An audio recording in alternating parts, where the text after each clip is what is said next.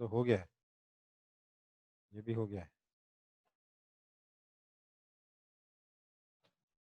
ये भी हो गया है। इंटीग्रेशन चल रहा था। हेलो स्टूडेंट्स, सब लोग सुन सकते हैं मुझे? फटाफट एक बार मैसेज में रिप्लाई करो। Good morning, sir. Good Yes, morning. sir. Okay,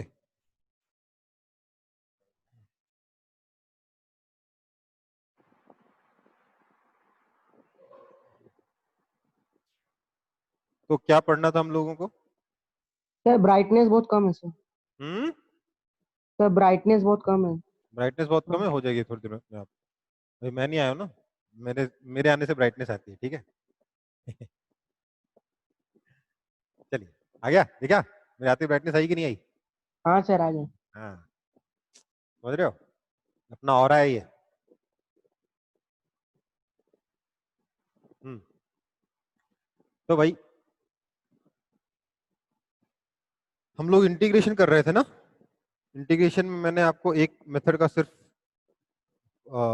theory बताया था, एग्जाम्पल एक भी नहीं कराया था। यही कुछ था ना अपना रिवीजन में।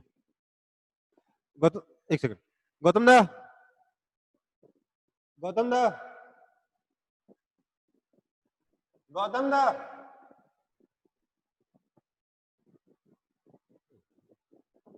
पंखा बंद कीजिए, सब उड़ रहा है। हाँ, आवाज आ रही है? ओके, तो हम लोगों ने मेथड क्या पढ़ा था? मेथड पढ़ा था, मैंने बोला था सब्स्टिट्यूशन मेथड सबसे बेसिक है उसका। क्या है? कभी भी अगर आपको इस फॉर्म का इंटीग्रेशन मिले, integration of F of G X into G dash X D X, मतलब एक फंक्शन, एक एक फंक्शन के अंदर दूसरा फंक्शन और दूसरे फंक्शन का डिफरेंशिएशन डीएक्स से मल्टीप्लाई हो रहा है। मतलब बेसिकली कभी भी अगर आपको ऐसा मिल जाए एक्सप्रेशन इंटीग्रेशन में, तो आपको क्या करना है? आपको वो फंक्शन ढूंढना है जिसका डिफरेंशिएशन डीएक्स से मल्टीप्लाई हो रहा है। उस फंक्शन को कुछ मान लेना है। आप u मान सकते हो, p मान सकते हो, कुछ भी मान सकते हो। जनरली मैं u मानता हूँ, यहाँ पता नहीं क्यों p लिख दिया मैंने। जैसे यहाँ पर gx को मैं u मान लूँ या मैंने p मान लिया, तो मैं लिख सकता हूँ dp by D X is G dash X. इसका मतलब हो गया G dash X D X is equal to dp। तो G dash X D X की जगह आ जाएगा dp, और एफ ऑफ जी एक्स की जगह हम ऑलरेडी मान चुके हैं p। तो आपका जो इंटीग्रेशन है वो सिंप्लीफाई हो जाएगा इस फॉर्म में, integration F P D P. मतलब ये जो कॉम्प्लेक्स सा इंटीग्रेशन था वो इतना सिंप्लीफाई हो जाएगा अगर आप एक फंक्शन ढूंढो जिसका डिफरेंशिएशन dx से मल्टीप्लाई हो रहा है। उस फंक्शन को अगर आप u मान लेते हो या p मान लेते हो या जो मन में आए वो मान लेते हो, तो इसी कॉन्सेप्ट पे या इसी मेथड पे हम लोग कुछ क्वेश्चंस अब सॉल्व करेंगे।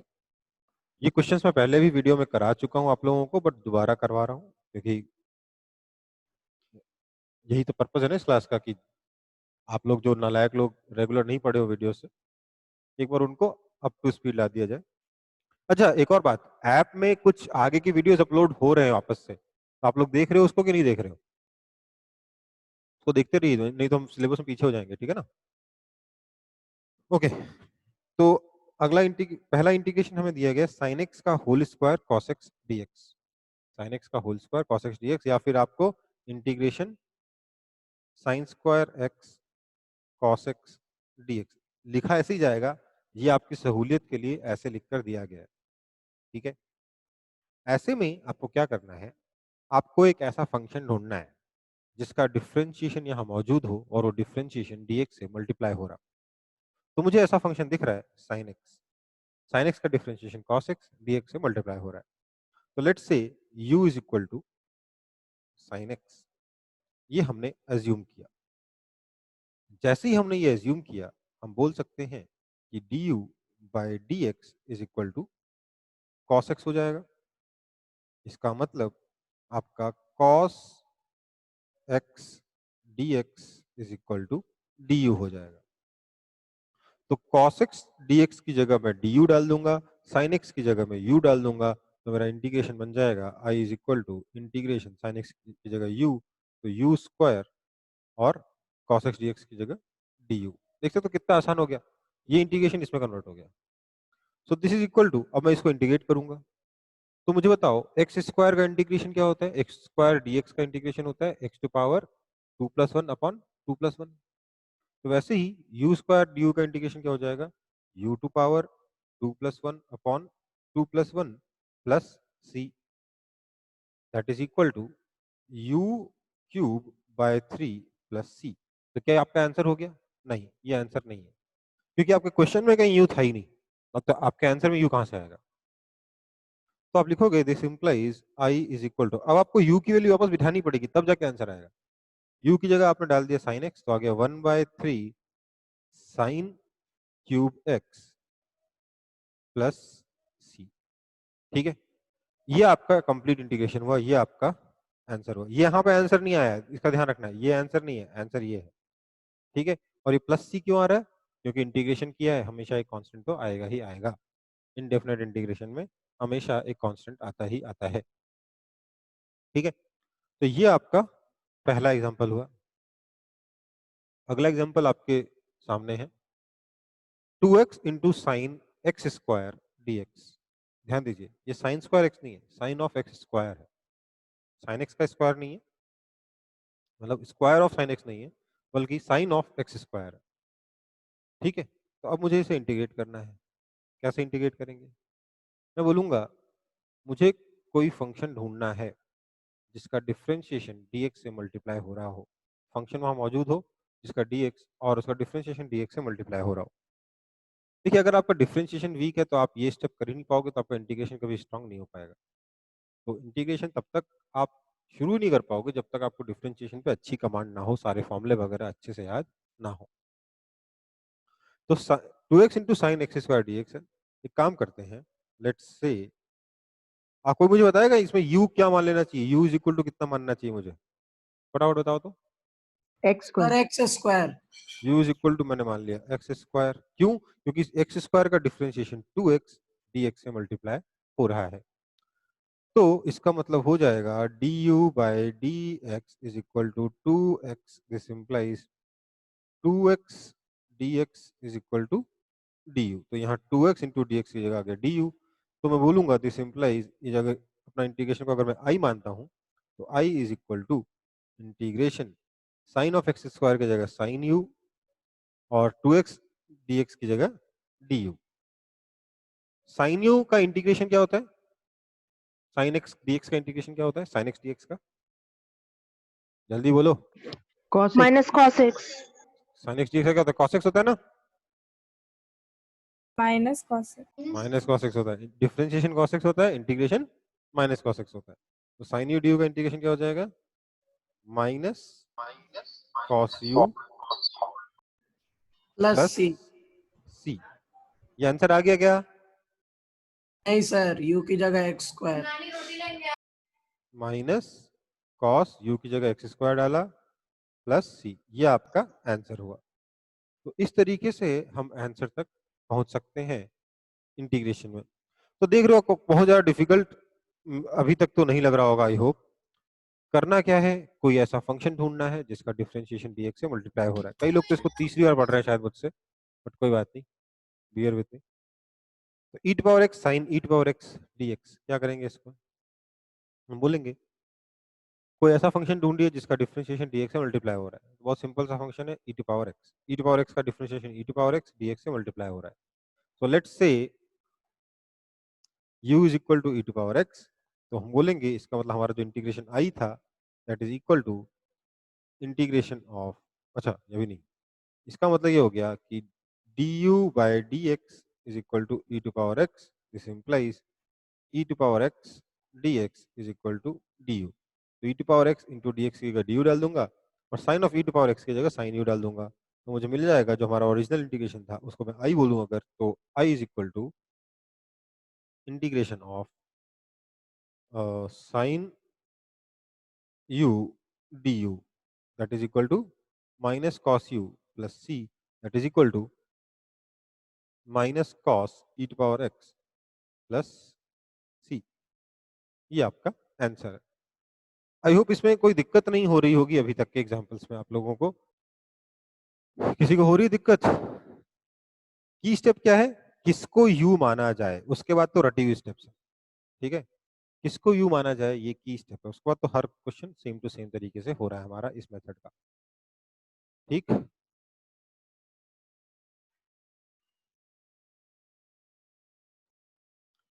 इसमें क्या करें, u किसको माना जाए, बस अब मैं सॉल्व नहीं करा रहा हूँ, सिर्फ आप लोग मुझे बताते जाओगे कि u किसको मानेंगे, 2x e to power x square dx, बताइए इसमें u किसको मानेंगे, let's say x square. X square.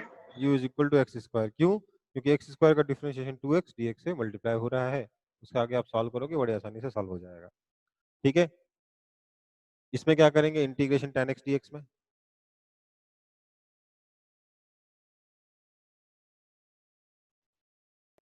sin x by cos x का कितना है? हाँ इसको लिखेंगे integration sin x by cos x dx, फिर क्या करेंगे, U is equals to sin x. क्यों, sin x का डिफरेंशिएशन क्या होता है cos x, क्या cos x dx से मल्टीप्लाई हो रहा है, नहीं हो रहा ना, तो sin x को यू नहीं मानोगे, बोलेंगे इसके बाद let's say cos x is equal to U, समझ में आई बात, हम cos x को यू मानेंगे क्योंकि cos x का डिफरेंशिएशन क्या होता है, sin x नहीं होता माइनस sin x होता है, माइनस के बारे में ज्यादा परेशान होने की जरूरत नहीं है, वो अपने आप इंटीग्रेशन के बाहर चला जाएगा, तो हम यहाँ से बोलेंगे this implies du by dx is equal to minus sin x, this implies sin x dx is equal to minus du, sin x dx हो गया माइनस du, तो हमारा i बन जाएगा इंटीग्रेशन sin x dx की जगह minus du upon cos x की जगह u, that is equal to minus बाहर integration dy by u is ln u plus c, that is equal to now u is cos x minus ln cos x plus c, इसको आप ln sec x plus C भी बोल सकते हो, तो कोई दिक्कत है इसमें किसी को, अगर हो तो बता दो, होनी तो नहीं चाहिए पर हो तो बता दो,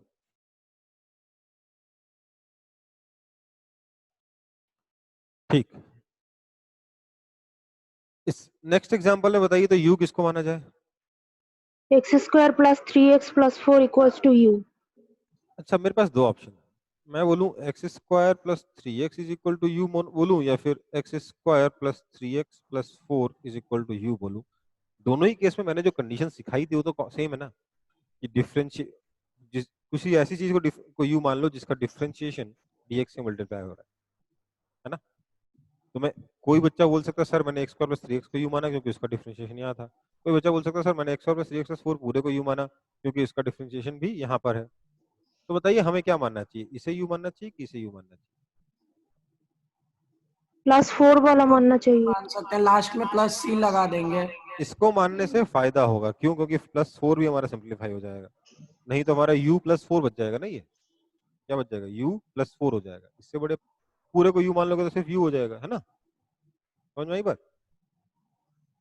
तो अगर मैंने इसको u मान लिया तो ये हो जाएगा 2x plus 3 into D x हो जाएगा du, तो हो जाएगा u du, that is u square by 2, मतलब इसका whole square by 2 is the answer, plus c रहेगा, अगर मैंने इसको u माना तो क्या हो जाएगा u प्लस 4 du, तो इंटीग्रेशन थोड़ा सा ज्यादा डिफिकल्ट होगा, है ना, तो बेटर है कि इसको u माने और क्वेश्चन को सॉल्व करें, मैं सॉल्व नहीं करा रहा हूँ सिर्फ बता रहा हूँ u किसको मानना चाहिए।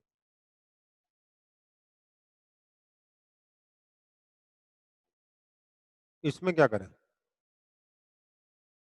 U is equals to ln x. इसमें मैं बोलूंगा dx से मल्टीप्लाई कुछ हो ही नहीं रहा, सिर्फ ln x मल्टीप्लाई हो रहा है, तो क्या करें, ln x किसका Sir, डिफरेंशिएशन U पता ही is नहीं, equals to 1 by x. dx x से डिवाइड हो रहा है, इससे बड़ी उसको ऐसे भी तो बोल सकते हैं 1 बाय x dx से मल्टीप्लाई हो रहा है, तो ऐसे में क्या करेंगे हम लोग, let's say ln x is equal to u, तो इसका डिफरेंशिएशन क्या हो जाएगा ln x का 1 बाय x dx से मल्टीप्लाई हो रहा है, एकदम सही बैठेगा, ठीक। आगे वाले पर चलते हैं, integration x cos x square dx, x cos x square dx, X square equals to U. Sir बेटा एक्स स्क्वायर का डिफरेंशिएशन तो 2x होता है ना, एक्स स्क्वायर का डिफरेंशिएशन, यहाँ तो 2x है ही नहीं, टू बाहर आ जाएगा। 2 कॉमन आके बाहर आ जाएगा, है ना, कोई दिक्कत नहीं होगी इसमें, ठीक है, क्या करेंगे इसमें, let's say X square is equal to U. कोई दिक्कत है? वीडियोस देखे हैं आप लोगों ने ना मेरे? नहीं देखे, कोई बात नहीं। Sign of 2x plus 3 dx, इसका क्या करें?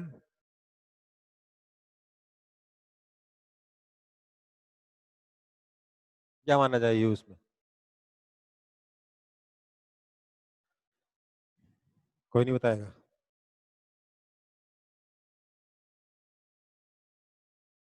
क्या करें? 2x plus 3 equals to u. हम बोलेंगे let's say 2x plus 3 equals to you. क्यों? क्योंकि इसका डिफरेंशिएशन क्या होगा? 2। 2 तो ऐसे ही कांस्टेंट बाहर निकल जाएगा, कॉमन आ जाएगा, कुछ ना कुछ हो जाएगा। ठीक है, तो अगर हम इसको u मान लेते हैं, क्या हो जाएगा? साइन u dx हो जाएगा, साथ में इसका डिफरेंशिएशन जो 2 आएगा उसको हम देख लेंगे। ठीक, कोई दिक्कत इसमें भी नहीं होगी, ट्राई करना, हो जाएगा। इनफैक्ट कभी भी अगर इस तरीके का फंक्शन हो, integration of f of ax plus b dx, तो क्या करना चाहिए ऐसे में? Let's say u is equal to ax plus b। इसका मतलब du by dx is equal to a. This implies du by a is equal to dx। तो अगर मैंने इसको i मान रखा है तो मेरे पास क्या आंसर आएगा? This implies i is equal to integration x plus B को u मान लिया तो f of u into D X की जगह du by a। So this is equal to 1 by a integration F U D U, that is equal to F U का integration को किससे represent करते हैं हम लोग जनरली? कैपिटल एफ यू से। 1 by a times capital F U plus C. ठीक है, तो ये हमारा इंटीग्रेशन हो जाएगा, integration of F of X plus B का। ठीक है, अच्छा ये आंसर नहीं आया। That is equal to 1 by a times capital F of A X plus B plus C. ठीक, ये एक तरीके से फॉर्मूला भी होता है। ठीक है, इसका फॉर्मूला ऐसे भी डायरेक्ट याद भी रखते हैं लोग, इनफैक्ट याद रखना चाहिए, लॉन्ग टर्म में तो फायदा ही होता है। इसका क्या होगा? इसमें क्या करेंगे? Sir, 2x square is equals to 2x square equals to u. अच्छा मेरे को तो एक कंफ्यूजन है, 2x स्क्वायर को u मानना चाहिए या सिर्फ x स्क्वायर को u मानना चाहिए?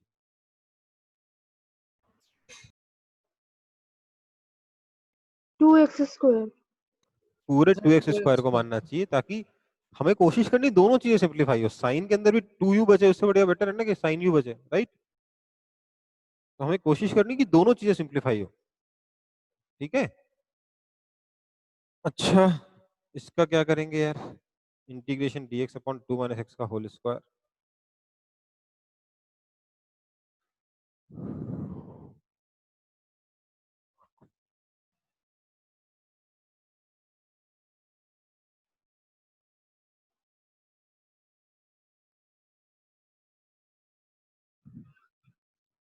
Two minus x whole square equals to u. नहीं, हम इसमें बोलेंगे लेट्स 2 से, minus x equals to u. हाँ 2 minus X is equal to U, क्योंकि इसका डिफरेंशिएशन क्या है? -1, और आराम से dx से मल्टीप्लाई हो रहा है।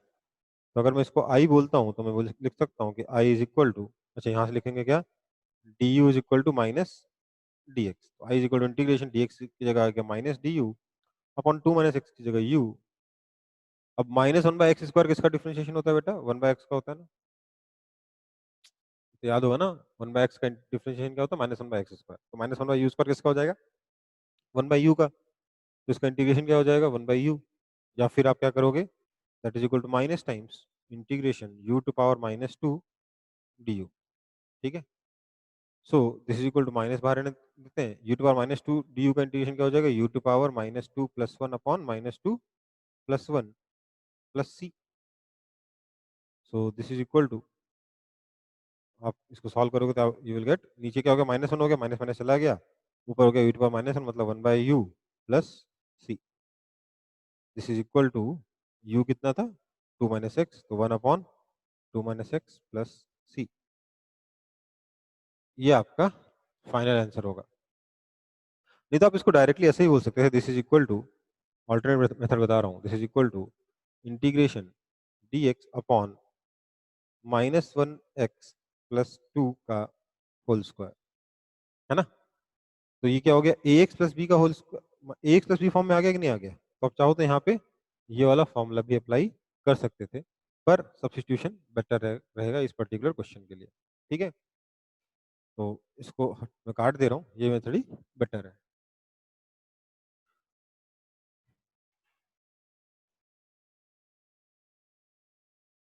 फॉर्मूला क्या था हमारे पास, integration F of A X plus B D X equal to 1/a capital F of A X plus B plus C. Cos of X plus B का क्या हो जाएगा, 1/a sine of A X plus B plus C, है ना। D x upon 2x plus 3 क्या हो जाएगा, इसको मैं लिखूंगा 1/2 ln 2x plus 3 plus C. ये समझ में आ रहा है सबको। e to power X plus B क्या हो जाएगा, 1/a times e to power A X plus B. Cos pi D X क्या हो जाएगा, इंटीग्रेशन बताइए तो जरा फटाफट।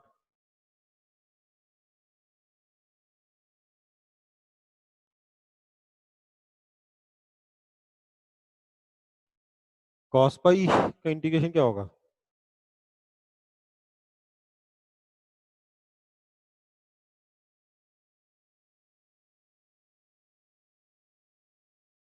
कोई नहीं बताएगा।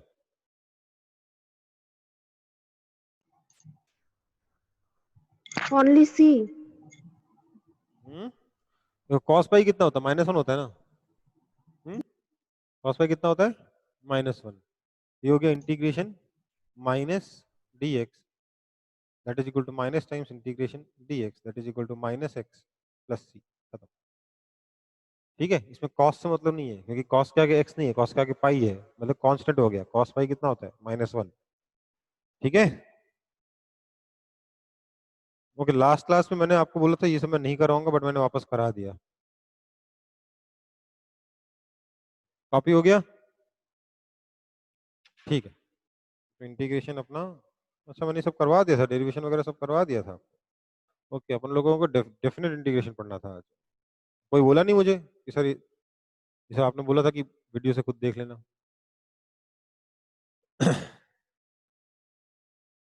ओके, तो अब पढ़ेंगे डेफिनेट इंटीग्रेशन। डेफिनेट इंटीग्रेशन किस फॉर्म में लिखा जाता है, integration of F X D x तो है, पर एक नीचे लिमिट होती है, एक ऊपर लिमिट होती है, ए से बी तक। इसको कहते हैं लोअर लिमिट, इसको कहते हैं अपर लिमिट। इसका मतलब होता है integration of small F x को हम लोग कैपिटल एफ एक्स से रिप्रेजेंट करते हैं, तो कैपिटल एफ एक्स हो गया। लेकिन लिमिट कहाँ से कहाँ तक है, ए से बी तक। तो दिस इज इक्वल टू, एक बार इसमें आप अपर लिमिट डालोगे, एक बार लोअर लिमिट डालोगे, और दोनों का डिफरेंस निकालोगे। Capital F of upper limit minus capital F of lower limit, ये आपका इंटीग्रेशन का फॉर्मूला बनेगा, डेफिनेट इंटीग्रेशन का फॉर्मूला बनेगा।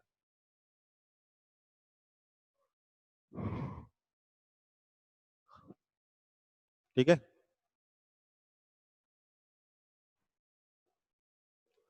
तो इस पे एक एग्जांपल करते हैं, ज्यादा अच्छे से क्लियर होगा। Integration of X square D x between 3 and 6 क्या होगा, एक्स स्क्वायर का इंटीग्रेशन हो जाएगा X to power 2 + 1 upon 2 + 1 plus C. Plus C नहीं लगता, जब आप डेफिनेट इंटीग्रेशन करते हो इसमें प्लस सी नहीं आता है। ठीक है, कहाँ से कहाँ तक, 3 से 6 तक। That is equal to 6³/3 minus 3³/3 that is equal to 72 minus 63 27 that is equal to 45 है ना। सर 3³/3 9 होगा ना। अच्छा -9, okay, that is equal to 63।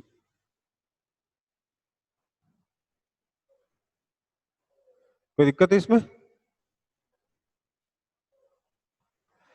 तो ये डिफरेंट इंटीग्रेशन में होता है क्या, अपर लिमिट माइनस लोअर लिमिट कर दो, कहानी खत्म। ठीक है ना, मतलब इंटीग्रेशन करो, इंटीग्रेशन में x की जगह अपर लिमिट डालो, माइनस x की जगह लोअर लिमिट डालो। इंटीग्रेशन जो डेफिनेट इंटीग्रेशन होता है उसका आंसर आपको हमेशा एक नंबर में मिल जाएगा। ठीक, एक कांस्टेंट की तरह मिलेगा जनरली। नेक्स्ट है integration 1 to 5 F X D X if F X is equal to X. क्या बोल रही है, अगर एफ एक्स की वैल्यू एक्स है तो integration 1 to 5 F X D X क्या हो जाएगा? सिंपल सी बात है। अगर मैं इसको आई बोल देता हूँ तो आई हो जाएगा इंटीग्रेशन एक्स डी एक्स, कहाँ से कहाँ तक? 1 से 5 तक, that is equal to X square by 2, कहाँ से कहाँ तक? 1 से 5 तक, that is equal to 5 square minus 1 square by 2, that is 12। ये आंसर है, ठीक है।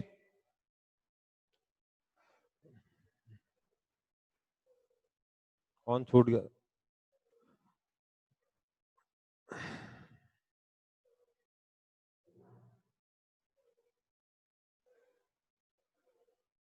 देखिए, अब सवाल ये उठता है, सर आपने जो इंडेफिनिट इंटीग्रेशन था उसका मीनिंग बताया था, थोड़ा बहुत ही सही पर बताया जरूर था कि इंडेफिनिट इंटीग्रेशन क्या होता है। कुछ नहीं होता है, डिफरेंशिएशन का रिवर्स प्रोसेस होता है। डिफरेंशिएशन का रिवर्स प्रोसेस होता है इनडेफिनिट इंटीग्रेशन। मतलब जब हम इनडेफिनिट इंटीग्रेशन कर रहे हैं तो we are trying to find कि जो वैल्यू हमें दे रखी है, जो फंक्शन हमें दे रखा है, वो किस फंक्शन का रेट ऑफ चेंज है। इसलिए उसके मल्टीपल आंसर आते हैं, क्योंकि मल्टीपल फंक्शन का रेट ऑफ चेंज सेम हो सकता है। मल्टीपल आंसर कैसे? एक प्लस सी आता है ना, उसकी वजह से मल्टीपल आंसर्स हो सकते हैं। पर डेफिनेट इंटीग्रेशन का क्या मीनिंग है? तो देखो, डेफिनेट इंटीग्रेशन का मतलब होता है एडिंग स्मॉल क्वांटिटीज। कैसी क्वांटिटीज? देखिए, जैसे यहाँ पर आपको integration V D T 1 to 5 दे रखा है, इसका क्या मतलब है? ये आप में ये इसका मीनिंग ये है कि वी डी टी क्या हो गया? छोटा सा डिस्प्लेसमेंट हो गया। एक टाइम इंटरवल अगर मैं ले लेता हूँ, मान लेते हैं ये v है, ये t है, ये मान लेते हैं इसका ग्राफ है, ठीक। तो एक पर्टिकुलर टाइम t से लेकर t प्लस dt के बीच की सिचुएशन को समझते हैं, समझने की कोशिश करते हैं। ये टाइम इंटरवल बहुत छोटा है, मैंने ग्राफ पे बहुत मोटा बना रखा है, ठीक है। इतने टाइम के लिए वेलोसिटी आपकी कांस्टेंट है। ये जो डिफरेंस है दिख रहा है इस ग्राफ में, क्योंकि मैंने टाइम का डिफरेंस बहुत ज्यादा बना रखा है। तो VDT क्या बताएगा? इस छोटे से टाइम इंटरवल के लिए में ट्रेवल किया गया डिस्प्लेसमेंट, ठीक है। मतलब इस पार्टिकल का जो टोटल डिस्प्लेसमेंट होने वाला था उसका एक छोटा सा पार्ट। ये मान लो हमें दिया गया है 1 से लेकर 5 तक के बीच में, ठीक है। हमें निकालना है इंटीग्रेशन VDT। तो क्या किया हम लोगों ने? ये छोटा सा डिस्प्लेसमेंट लिखा VDT और उसको ऐसे सारे छोटे छोटे डिस्प्लेसमेंट को जोड़ दिया, हमें टोटल डिस्प्लेसमेंट मिलेगा। That total displacement will be equal to, देखिए ये छोटा सा डिस्प्लेसमेंट था वो इस एरिया के बराबर है, v height into D T width, height into width is area. तो VDT का यूज करके हम लोगों ने ये एरिया निकाला और वही छोटा सा डिस्प्लेसमेंट है। ऐसे सारे छोटे छोटे डिस्प्लेसमेंट जोड़ देंगे हम लोग 1 से लेके 5 के बीच में, तो हमें टोटल डिस्प्लेसमेंट मिल जाएगा। तो मैं डेफिनेट इंटीग्रेशन से भी बोल सकता हूँ कि definite integration is nothing but area under the curve with in the limits. मतलब आपका जो एफ VDT का जो इंटीग्रेशन है, आप v वर्सेस टाइम का ग्राफ बनाइए, उस ग्राफ का जो लिमिट दे रखी है 1 से 5, उस लिमिट के बीच में पूरा एरिया निकालिए, ये आपको डेफिनेट इंटीग्रेशन दे देगा, ठीक है।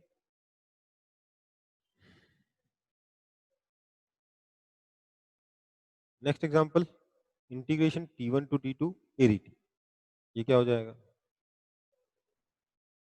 दिस इज इक्वल टू, बिल्कुल सेम तरीके से होगा। ये ADT मतलब स्मॉल चेंज इन वेलोसिटी हो गया, तो टोटल चेंज इन वेलोसिटी आपको दे देगा बिटवीन t1 एंड t2, ठीक है। Basically area under acceleration time graph देगा बिटवीन t1 एंड t2, ठीक। Integration IDT between t1 and t2 आपको टोटल चार्ज जो फ्लो किया अपने सर्किट से वो देगा। इंटीग्रेशन FDS टोटल वर्क देगा। इसी तरीके से छोटे छोटे सारे वर्क का FDS छोटा सा वर्क हुआ, ऐसे सारे छोटे छोटे वर्क जोड़ दोगे तो टोटल वर्क मिल जाएगा। IDT छोटा सा करंट इंटू छोटा सा टाइम, मतलब छोटा सा चार्ज जो पास हुआ वो हुआ, उस ऐसे सारे छोटे छोटे चार्ज को जोड़ दोगे तो टोटल चार्ज मिल जाएगा। ADT क्या हो गया? छोटा सा चेंज इन वेलोसिटी, ऐसे सारे छोटे छोटे चेंज इन वेलोसिटी जोड़ दोगे तो टोटल चेंज इन वेलोसिटी मिल जाएगी। इस तरीके से आपके ये डिफरेंट इंटीग्रेशन काम करता है, ठीक है। अब हम फिर से न्यूटन इक्वेशंस का डेरिवेशन देखेंगे, बट इस बार हम लोग डिराइव करते वक्त डेफिनेट इंटीग्रेशन का यूज करेंगे, ताकि आपको डेफिनेट इंटीग्रेशन कैसे यूज करते हैं और उसके कुछ फायदे हो सकते हैं कि नहीं ओवर इनडेफिनेट इंटीग्रेशन, ये हम सीखें। तो derivation of Newton's equations of motion using definite integration का यूज करके न्यूटन्स इक्वेशंस ऑफ मोशन हमें डिराइव करना है। क्या करेंगे?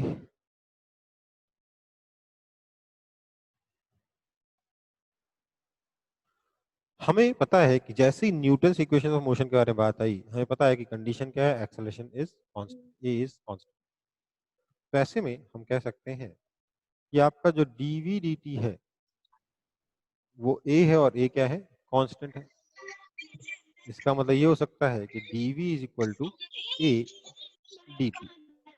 ठीक है, अब हम लोग दोनों तरफ, अच्छा अभी आप पहली बार कर रहे हो इसलिए अगले स्टेप में करूंगा। ये गाने कौन सुन रहे हैं? This implies dv is equal to a dt। दोनों तरफ हम लोग इंटीग्रेट करते, अरे बंद कर दो भाई।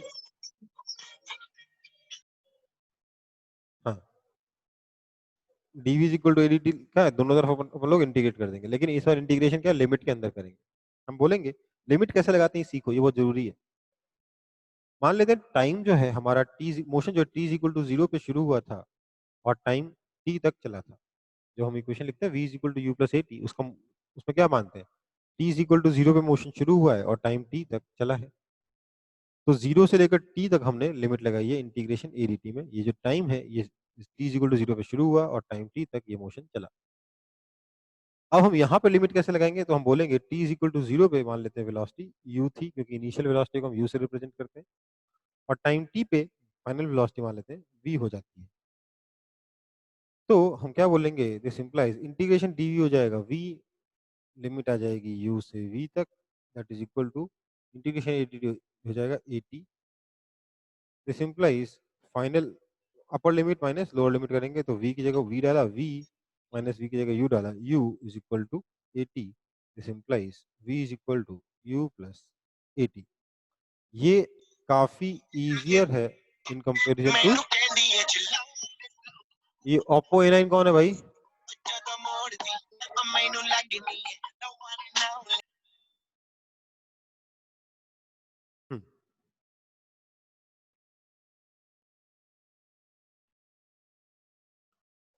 Next DVDT is equal to acceleration आया, उसका यूज करके हम लोगों ने ये कर लिया। ये मेरा फर्स्ट इक्वेशन डिराइव हो गया। अब मैं बोलूंगा कि जो आपकी पार्टिकल की जो वेलोसिटी होती है that is equal to ds by dt। इसका मतलब ये हो गया कि ds is equal to v dt। अब हम फिर से इसको इंटीग्रेट करेंगे, पर integration ds is equal to v की जगह जो वैल्यू डालेंगे, क्योंकि v कांस्टेंट नहीं है, v की जगह हम डालेंगे u प्लस ए टी, तो integration u plus A T D T, इस तरीके से ds निकल जाएगा। फिर हम बोलेंगे टाइम 0 पर डिस्प्लेसमेंट 0 है, टाइम t पर डिस्प्लेसमेंट मान लेते हैं s हो जाता है, हमें मिलेगा s minus 0 is equal to u का इंटीग्रेशन करोगे तो आपको आ जाएगा u t प्लस ए टी का इंटीग्रेशन करोगे तो ए टी स्क्वायर बाय 2, और इस पे आप लिमिट लगा दोगे time t is equal to 0 से टाइम t तक, आपको मिल जाएगा s is equal to U T plus half A T square. इस तरीके से आपका सेकंड इक्वेशन ऑफ मोशन भी डिराइव हो जाएगा। ठीक है, देखो ग्राफ वाला मेथड थोड़ा इंटरेस्टिंग है, पर ये वाला मेथड थोड़ा बोरिंग है, लेकिन ये वाला मेथड आसान पड़ेगा आपको लॉन्ग टर्म में, हमेशा ज़्यादा आसान पड़ेगा।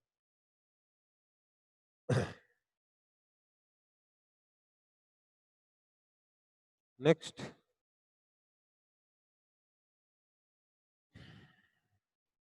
नेक्स्ट हम लिखेंगे, हमें तीसरी इक्वेशन डिराइव करनी है। तीसरी इक्वेशन डिराइव करने के लिए मैंने आपको लास्ट क्लास में शायद एक और रिलेशन सिखाया था, एक्सेलरेशन वेलोसिटी और डिस्प्लेसमेंट के बीच में। क्या था वो? Acceleration is equal to v d we by d s. I hope आपको ये मैंने बताया था, नहीं बताया था तो एक बार इसका डेरिवेशन बता देता हूँ कि कैसे आया, ये बता देता हूँ। मुझे पता है कि एक्सेलरेशन होता कितना है, डी वी बाय dt होता है। तो अगर मैं इसको ds बाई ds से मल्टीप्लाई कर दूं तो ds बाई dt हो जाएगा v into dv by ds, v dv by ds। इस तरीके से आप एक्सेलरेशन को रिप्रेजेंट, एक्सेलरेशन को निकाल सकते हो।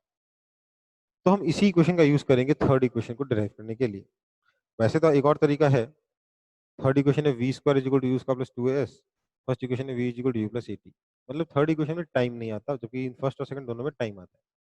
तो अगर हम इन दोनों का यूज करते हुए टाइम को एलिमिनेट कर दें तो हमारी थर्ड इक्वेशन भी आसान पड़ जाएगी। टाइम एलिमिनेट कैसे होगा?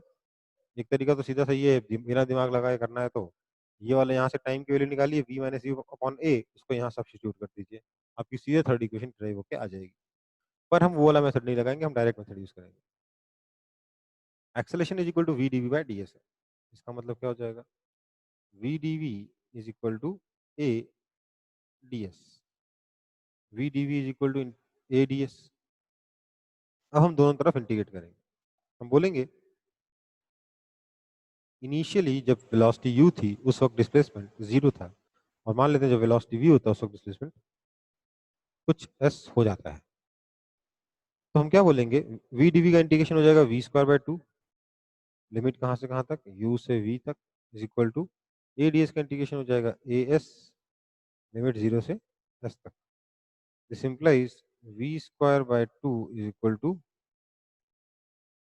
as, क्योंकि s की जगह एक बार ऊपर लिमिट डाली, एक बार लोअर लिमिट डाली, सब्ट्रैक्ट किया तो क्या है? as बचा। अच्छा v square is equal to by 2 नहीं बचा, ये सॉरी लिमिट यहाँ नहीं डाली ना मैंने। यहाँ क्या हो जाएगा? दिस इम्प्लाइज एक बार upper limit v square by 2 minus एक बार lower limit u square by 2 is equal to एक बार अपर लिमिट as माइनस एक बार lower limit 0। This implies v square minus u square is equal to 2as, या फिर v square is equal to u square plus 2as। इस तरीके से velocity हमारी, थर्ड इक्वेशन हमारा डिराइव हो जा रहा है। किसी को दिक्कत है इसमें?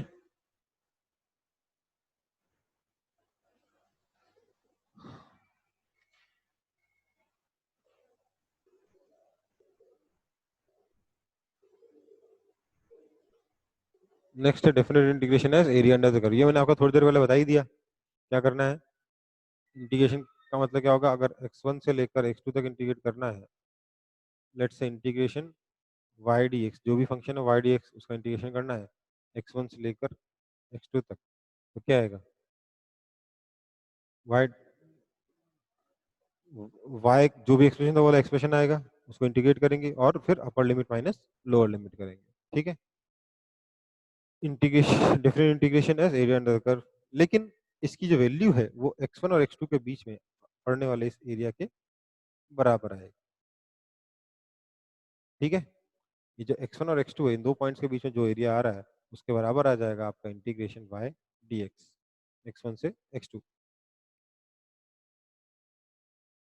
Definite integration as area under the curve हो गया। अब हम इस एग्जांपल को सॉल्व करके देखेंगे। Integration 3 minus x 1 to 4 dx without integration. हमें ये इंटीग्रेशन करना है पर इंटीग्रेशन का मेथड यूज नहीं करना है। इंटीग्रेशन यूज किए बिना इंटीग्रेशन करना है। कैसे करेंगे? हम बोलेंगे सबसे पहले हमें इसका ग्राफ बनाना चाहिए। तो हमारे पास ग्राफ कैसा होगा? 3 माइनस एक्स है तो ये हो गया आपका y, ये रहा आपका 3 माइनस एक्स डी एक्स। ठीक है, बस यही इंटीग्रेशन है विद इन लिमिट 1 to 4। तो इसका अगर ग्राफ बनाऊंगा तो ग्राफ आ जाएगा कुछ ऐसा।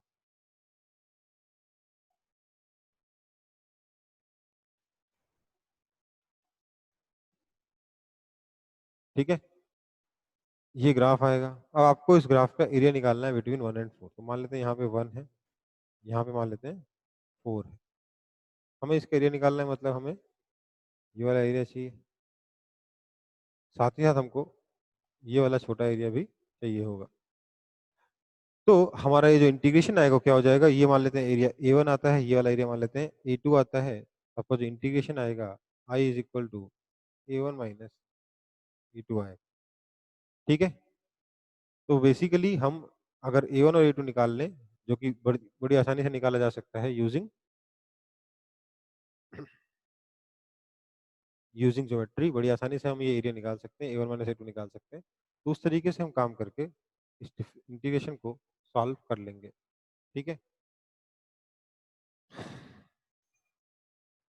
अच्छा, चैप्टर खत्म हो रहा है, ये वाला क्वेश्चन भी खत्म हो रहा है चैप्टर का, इसलिए इसको फटाफट एक बार और निपटा लेते हैं अच्छे से।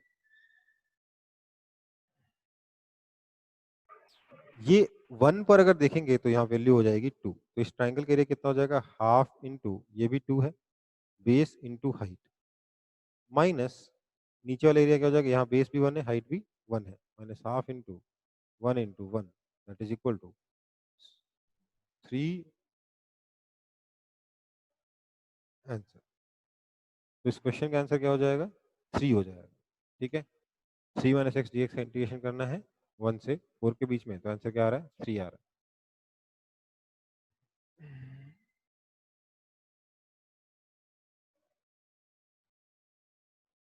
तो यहाँ तक सबको समझ में आया, किसी को दिक्कत नहीं है? सर ये वाला एक बार समझा दीजिए ना, एरिया वाला। सर इसका आंसर 3/2 होगा ना? पर एक सेकंड, मैं शायद हो सकता है गलती कर रहा हूँ, मेरे को भी ऐसा लग रहा है। सर 3/2 हाँ, होगा अच्छा ना? हाफ तो किया ही नहीं ना मैंने, हाफ तो किया ही नहीं, 3/2 यस हो सर, जाएगा, ठीक है। यस। तो क्या करना है बेसिकली, आपको ये वाला ट्राइंगल का एरिया निकालना है, इस वाले ट्राइंगल का एरिया निकालना है, ऊपर वाले एरिया में से नीचे वाला एरिया सब्ट्रैक्ट करना है। कैसे किया हमने, ये 1 है, यहाँ 3 है, ठीक है। तो ये जो लेंथ है कितना है, 2 आया। 1 पे इसका वैल्यू कितना है, x इक्वल टू 1 पे इसकी वैल्यू है 2, तो ये हाइट कितनी है, 2 है, तो ये 2 है, ये 1 है, तो ये वाला एरिया कितना हो जाएगा, half into base into height, half into, sir ये भी 2 है, sorry, half into 2 into 2 that is 2। Similarly अगर ये वाला एरिया निकालोगे तो ये 1 है, 4 3 से 4 1, यहाँ पे अगर आप वैल्यू देखोगे 4 पे तो क्या आ जाएगा, x इक्वल टू 4 पे -1 है, तो ये वैल्यू भी 1 हो गई। तो ये वाला एरिया कितना हो जाएगा, half into 1 into 1, half into 1 into 1, तो टोटल एरिया हो जाएगा ये ऊपर वाला एरिया माइनस नीचे वाला एरिया, दैट इज इक्वल टू 3/2 आएगा, ये आपका आंसर होगा, ठीक है। अभी भी समझ नहीं आया तो एक बार और बताऊंगा, और इस बार स्लो बताऊंगा फिर।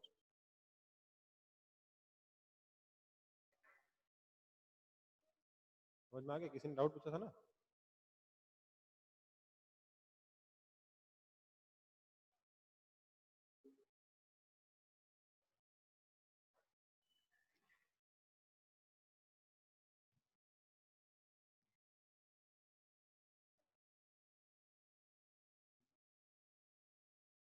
कोई दिक्कत है किसी को?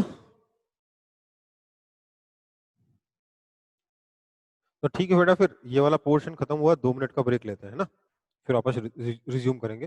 मैंने क्या बोला था, इसके बाद में क्या पढ़ाऊंगा आपको, डिफरेंशिएशन इंटीग्रेशन के बाद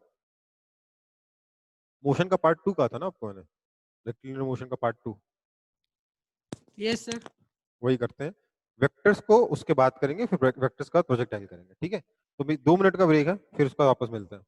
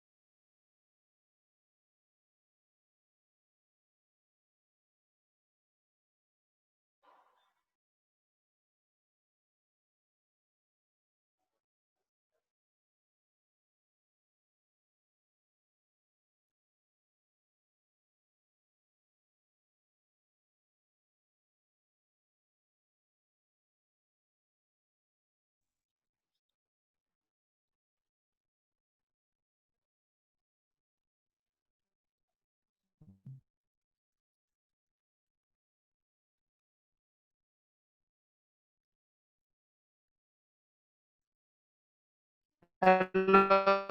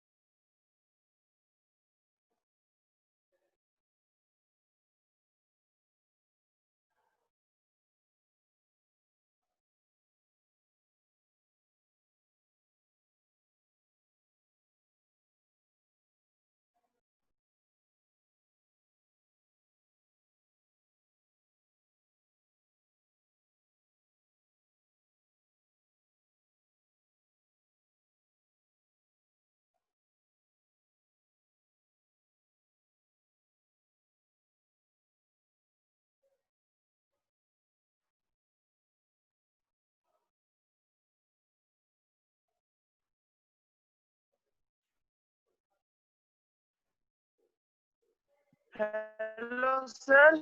Hello.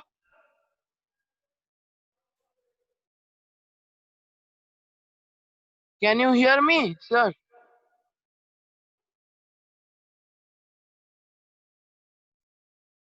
কথা বলবো ভাবছি।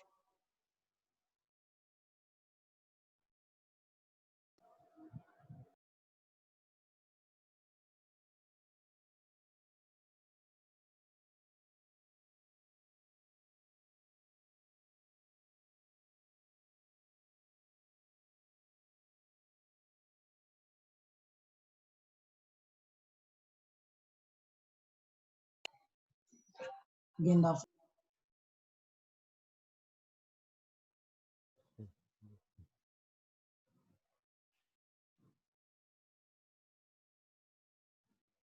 Welcome back. रिज्यूम कर रहे हैं, ठीक है? Excuse me, sir. हाँ बेटा बोलो। Excuse me, sir. बोलिए। Sir, हाँ sir. Sir, I'm Shubhayan Mukhopadhyay. I study in Banpur Riverside School. जा बेटा। हाँ तो सर इसलिए मतलब हम लोग का टाइम शेड्यूल है 11 to 11:40 तो आज 11 to 11:40 कब 11:45 हुआ तक बेटा? कर आपका दिया। तो आपने 11:30 बताया था ना? नहीं तो सर 40 40 बताया था। और अच्छा आज तो 45 तक क्लास कर दिया। आज 45 तक क्लास कर दिया सर। आपका क्लास और बोलिए अनिल सर का क्लास किसी का ज्वाइन नहीं कर पा रहे हैं क्या करें यार। और अटेंडेंस भी कंपलसरी कर दिया। अच्छा अटेंडेंस भी कंपलसरी कर दिया। ठीक है, सुन रहा हूँ मैं।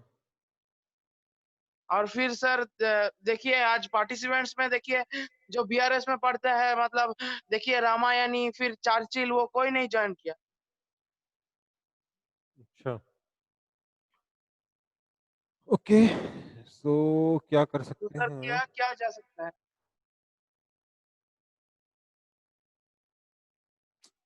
टाइम टेबल आप लोगों का ऐसा है ना। हाँ आज सर पहले था 12:25 और पिछले 2 सप्ताह से 11 कर दिया। अच्छा और अच्छा एक सेकंड, फिर एक सेकंड, आप लोगों का 11 से 11:40 कर दिया है, राइट? हाँ और सर 11 से 11। हाँ, और डीएवी का कब है बेटा? डीएवी का कौन है यहाँ पे, कोई बताएगा डीएवी का time table? Sir 8 AM to 11:10 11 PM की 11:30 PM AM, sorry 11:10 AM 11 AM पे खत्म हो जा रहा है आपका स्कूल, ठीक है? 11:10 AM 8 11:10, AM ठीक है to ठीक है 11:10 ठीक है, 11:10 पे खत्म हो जा रहा है, यही है ना? और आप लोगों का 11:30 खत्म हो रहा है, 11:40 खत्म हो रहा है, राइट? हाँ और सर बीआरएस 11:40 और और टाइम टेबल बार 45 बार भी हो चेंज कर जाता है। रहे हैं, और बीआरएस में टाइम टेबल बार बार चेंज हो रहा है, राइट? हाँ सर टाइम टेबल चेंज हो रहा है पर ये 2 सप्ताह चेंज नहीं हुआ 11 से 11:40। अच्छा, एक काम करो, आपका जब भी टाइम टेबल चेंज हो ना तो हमें पहले इन्फॉर्म किया करो, क्लास मिस करने के पहले इन्फॉर्म किया करो, ठीक है? क्योंकि हाँ सर आप हम तो लोग इन्फॉर्म कर दिए थे। नहीं सुनो। गौतम सर को अरे इन्फॉर्म कर दिए थे। अच्छा, गौतम सर को इन्फॉर्म कर दिए थे, कब किए थे? सर जब मतलब टाइम शेड्यूल चेंज हुआ तभी इन्फॉर्म कर दिए थे। अच्छा ठीक और है गौतम सर ये बोले आज कि तुम सर से बात कर रहे हो। ठीक है ठीक है, तो ये वही कह रहा हूँ कि अगली बार से काम क्या करो ना, क्लास में बात कर लिया करो, बेटर रहेगा, हम लोगों को डायरेक्ट पता चल जाएगा ना, क्योंकि ये चीजें इतनी तेजी से चेंज होती रहती हैं, आप लोगों का टाइम तो हर बार चेंज हो जा रहा है। तो हम एक काम कर हाँ सर। सकते हैं, ये वाली जो क्लासेस हैं जब तक आपका, क्योंकि किसी का क्लास तो होगा नहीं मेरे ख्याल से, अगर हम लोग 11:40 पे शुरू करेंगे क्लास, ठीक है? हम लोग ये नहीं क्लास सर 11:40 में शुरू करने से बहुत अच्छा है। हम 11:40 पे शुरू करने पे किसी और का तो नहीं क्लैश हो रहा है बेटा? बता दो मेरे को फटाफट। मेरे ख्याल से नहीं होगा। आप ही की वजह से 11 पे शुरू किया गया था, क्योंकि आपका 12:30 पे क्लास चलता था ना एक। अब बीआरएस की वजह से 11 बजे शुरू किया गया था क्लास, हाँ फिर 11:15 वो तो पे। चेंज कर दिया सर। अब उसको चेंज कर लिया, और वो हमको पता, वो मेरे को पता अभी अभी चल रहा है। कोई बात नहीं। और होता है ना कि एकदम से इन्फॉर्मेशन आती है तो पता भी नहीं चलता कि किस स्कूल का चेंज हुआ। स्कूल का चेंज हो गया, टाइम टेबल चेंज हुआ, लेकिन किस स्कूल का चेंज हुआ ये भी ध्यान नहीं आता ना यार, इतना ज्यादा कॉम्प्लेक्स हो रखा है। जो भी है, तो कल से हम लोग इसको 11:40 कर लेंगे, ठीक है? हाँ sir thank you sir. Okay, मतलब ये बहुत सिंपल सा वो है, बस मतलब इन्फॉर्म कर दो। थोड़ा बहुत तो एडजस्टमेंट कर सकते हैं हम लोग की क्लास के टाइमिंग में। 11:40 से शुरू करने में मेरे ख्याल से किसी को दिक्कत नहीं है। VRS के साथ साथ DAV वाले भी शायद ज्यादा खुश हैं, उनका भी स्कूल का एकदम क्लैश नहीं होगा और प्लस ब्रेक भी मिल यस जाएगा। सर। ठीक है, चलो और कोई, और किसी का तो स्कूल में टाइम टेबल नहीं क्लैश कर रहा है? ठीक है बेटा, तो कल से 11:40 पे क्लासेस होंगी, ठीक है? और सर हाँ एक्सक्यूज बेटा, मी सर, हाँ बेटा। सर हमको हमको गौतम सर और एक तो चीज आपसे पूछने बोला था। हाँ सर हम माई स्कूल के ऑफिस में गए थे, ठीक है, हाँ और सर हमको मतलब एक तो बुक दिया फिजिक्स का, तो लिखा है क्वेश्चन बैंक 1, वही की स्टडी मटेरियल है? देखो बेटा, अभी के लिए वही स्टडी मटेरियल रहेगा। स्टडी मटेरियल में दो चीजें रहती थी, ये जो मैं जिसमें मैं पढ़ा रहा हूँ ना, जिस पेपर पे, उसकी एक हाँ कॉपी सर, आपके पास भी रहती थी, ठीक है, क्लास के हाँ अंदर। सर, तो जैसे जैसे मैं लिखवा रहा होता हूँ वैसे वैसे आप भी कॉपी कर रहे होते थे, पर क्योंकि हाँ वीडियोस सर, हो चुके हैं, मैं रिवीजन करवा रहा हूँ, मैं ये दूंगा, फालतू में कंफ्यूजन होगा, आप लोगों कॉपी करते करते टाइम नहीं मिल रहा। बेसिकली जैसा मेरा स्टडी मटेरियल है ना थ्योरी का, जिसमें कुछ लिखा हुआ है कुछ लिखा हुआ नहीं है, आधा चीज लिखी हुई आधी चीज लिखी हुई नहीं है, वैसा ही आपका भी स्टडी मटेरियल था पहले, मतलब लास्ट ईयर, थ्योरी वाला। हाँ और क्वेश्चन के लिए क्वेश्चन बैंक था। फिर अगर कोई हाँ स्टूडेंट और अच्छा करता है तो उसको अलग क्वेश्चन बैंक भी मिलता था, समझ में आया? मतलब इस तरीके से, मतलब हाँ सर, सब लोग, हम ये नहीं चाहते कि स्टूडेंट जो है किसी एक सब्जेक्ट में सारे डिफिकल्ट क्वेश्चन करके बैठ जाएं और दूसरे सब्जेक्ट में इजी क्वेश्चन भी ना करें, इसलिए हम सबको इजी क्वेश्चन हर चैप्टर के देते हैं, और जो बच्चे तीनों सब्जेक्ट में ठीक ठाक कर रहे होते हैं उन्हीं को हम थोड़ा सा और हायर लेवल के क्वेश्चन देते हैं, ठीक है, समझ में आया? हाँ सर, हाँ सर, तो हाँ सर, क्वेश्चन का वो हिसाब है, और थ्योरी का ये हिसाब है कि थ्योरी की अलग से बुकलेट नहीं होती, क्लास वाले नोटबुक्स वाली बुकलेट होती है, ठीक है, क्योंकि मैं क्लास में सब कुछ कवर कर लेता हूँ, जो स्टडी मटेरियल में आपको मिल सकता है वो सारा हाँ क्लास सर, में मैं कवर कर लेता हूँ, ठीक है। अलग से बुक में हमेशा कुछ ना कुछ एक्स्ट्रा मिल जाएगा, कुछ ना कुछ कम, कुछ चीजें कम भी मिलेंगी, कुछ चीजें एक्स्ट्रा भी मिलेंगी। तो ये वाला जो स्टडी मटेरियल है ये अभी नहीं मिल पा रहा है, क्योंकि यार अभी ना मार्केट में A4 शीट भी ठीक से अवेलेबल नहीं है, समझ रहे हो? हम लोग हाँ तो अब मैं अगर आपको ये क्लासरूम वाला स्टडी मटेरियल देने लग जाऊंगा तो बहुत दिक्कत हो जाएगी, मतलब कहाँ से लाएं हम लोग? कहीं पे ऑर्डर करते हैं ये A4 शीट, हमें 20 दिन बाद मिलता है, तो मतलब आपका प्रिंटिंग में भी इसीलिए टाइम लगा, ये जो स्टडी मटेरियल आपको मिला वो भी इसलिए, उसमें भी इसीलिए टाइम लगा क्योंकि हमें A4 शीट ठीक से नहीं मिलती। तो ये है कि अ, अभी के लिए सर जो, हाँ सर लेकिन केमिस्ट्री का तो पूरा दिया, थ्योरी भी दिया हुआ उसमें। बेटा, केमिस्ट्री देखो, केमिस्ट्री में स्टडी मटेरियल डिफरेंट है, केमिस्ट्री में ये वाला स्टडी मटेरियल नहीं है, ठीक है। इसमें जो number of A4 okay sheets sir. हैं बहुत ज्यादा लगती है, इसमें नंबर ऑफ A4 शीट्स बहुत ज्यादा लगती है, आप सोच के देख लो, प्रिंटेड ये थ्योरी बुक वाला थ्योरी नहीं है, ये हाथ से लिखने वाली थ्योरी, आप समझ रहे हो कितने पेजेस लगेंगे? इसको प्रिंट ओके करने में सर। टाइम भी बहुत लगता है, जितने टाइम तक हमारे स्टाफ भी अभी पूरे फुल डे नहीं आ पा रहे हैं ना, ओके सर। स्टाफ भी हमें पूरे सारे नहीं बुला पा रहे हैं ऑफिस में, तो वो सब के कारण थोड़ा सा कंस्ट्रेंट्स है, इस वजह से हम ये थ्योरी वाला नहीं दे रहे हैं फिजिक्स में और मैथ्स में, हम फिजिक्स में और मैथ्स में सिर्फ आपको क्वेश्चन बैंक दे रहे हैं। जब ओके सर। चीजें ठीक से रिज्यूम हो जाएंगी तो थ्योरी वाला भी मिल जाएगा आपको, ठीक है, क्योंकि क्लास में पढ़ाने के लिए तो मेरे को ये चाहिए, ये रहेगा आपके पास तो आप जल्दी जल्दी नोट्स बनाते हो, इसलिए मैं नहीं लिया है।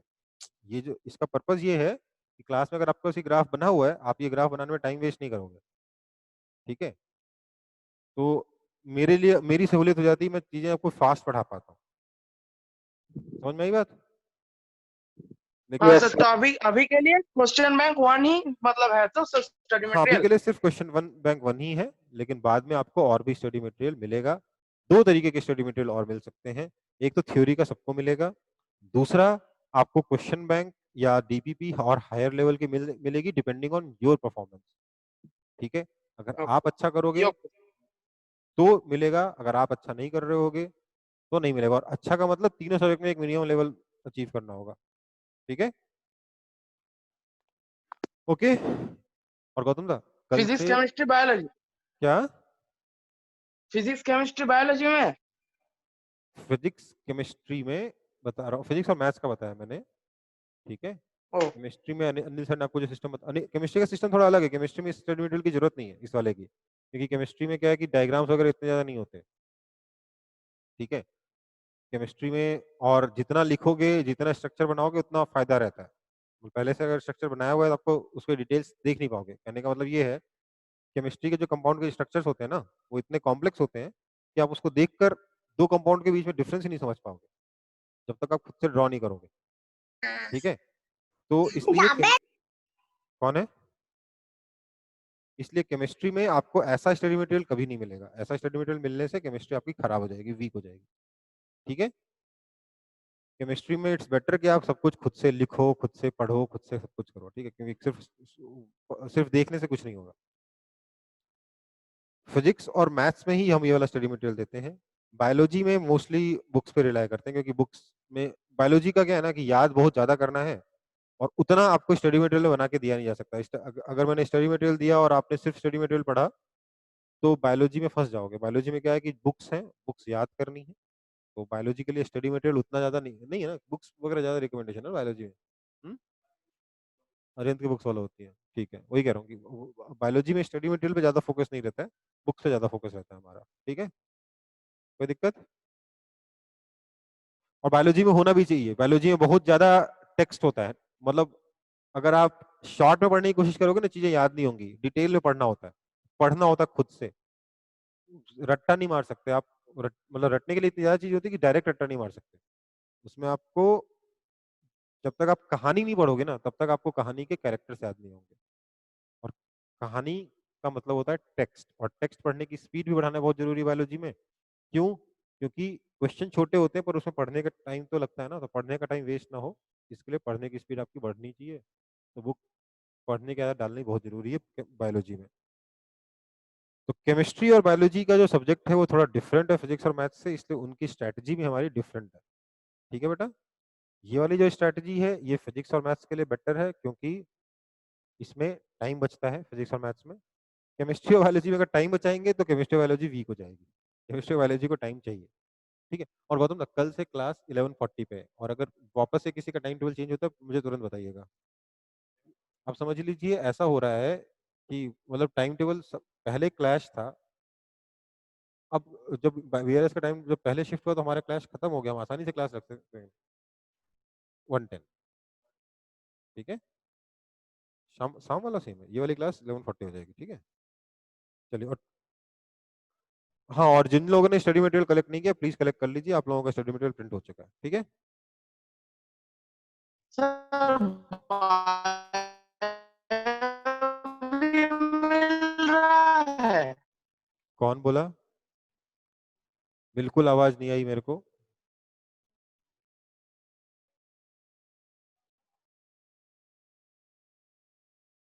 चलो ठीक है, पढ़ाई शुरू करते हैं। ठीक है, हो गया, ये सब बातें हो गई। तो रेक्टिलिनियर मोशन पार्ट 2 देखेंगे हम लोग। रेक्टिलिनियर मोशन में हम लोगों ने जो पार्ट 1 देखा था उसमें दो चीजें छोड़ रखी थी। क्या क्या? एक तो ग्राफ और एक वेरिएबल एक्सेलरेशन वाला पार्ट। ठीक है, तो उन दोनों को हम लोग इस सेकंड टॉपिक में कवर करेंगे, रेक्टिलिनियर मोशन। तो रेक्टिलिनियर मोशन पार्ट 2, जिसमें सबसे पहले हम शुरू करेंगे motion with non uniform acceleration. ठीक है, motion with non uniform acceleration, अगर एक्सेलरेशन कांस्टेंट नहीं है तो हम कैसे अपने क्वेश्चन को अप्रोच करेंगे सॉल्व करने के लिए, ये हम लोग इस चैप्टर में सीखेंगे।